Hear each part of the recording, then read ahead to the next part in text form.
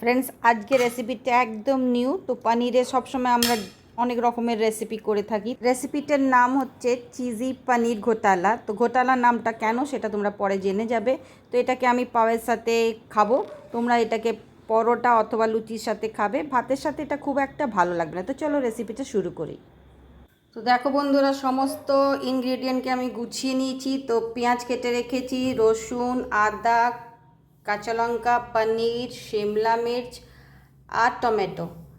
আর পেঁয়াজটাকে কুচি কুচি কেটেছি। আর দু চারটা গরম মশলা গোটা দিলাম, আর দিলাম দুটো শুকনো লঙ্কা, অল্প হিং আর পেঁয়াজটাকে আমি ভালোভাবে একটু ফ্রাই করে নেব। এই রেসিপিটা ফার্স্ট টাইম ট্রাই করছি, তো তোমরা ভিডিওটা লাস্ট অবধি দেখবে, তবেই বুঝতে পারবে পনিরটাকে কিভাবে করা হবে। অল্প নুন দিলাম, পেঁয়াজটা তাড়াতাড়ি করে গলে যাবে। পেঁয়াজটাকে ফ্রাই হতে দিই, ততক্ষণ না পনিরটাকে গ্রেট করে নিই। তো দেখো, পনিরগুলো এভাবে করে গ্রেট করে নিলাম। এখানে পেঁয়াজ ট্রান্সপারেন্ট হয়ে গেছে। আদা, রসুন, কাঁচা লঙ্কার পেস্টটা দিয়ে দিলাম, এটাকে হালকা করে ভেজে নেব। এবার দিলাম শিমলা মির্চ, এটাকেও হালকাভাবে ফ্রাই করে নেব। শিমলা মির্চও ভালোভাবে ভাজা হয়েই গেল। তো এবার টমেটো পিসেসগুলো দিয়ে দিলাম, এটাকেও ভালো করে একটু, যতক্ষণ টমেটোটা গলবে না কুক করতে হবে। টমেটো মোটামুটি গলে গেছে। এবার বেসিক মশলা দিয়ে দিচ্ছি, ধনে জিরে লঙ্কা পাউডার, আর অল্পখানি দিলাম জিরে পাউডার, সাথে লবণ, আর এটা গেল কিচেন কিং, আর অল্প হলুদ, বেশি হলুদ দেওয়া যাবে না। অল্প পনিরের জলটাও দিলাম, মশলাটা ভালোভাবে কষাবো। মশলাটাও ভালোভাবে ফ্রাই হয়ে গেছে।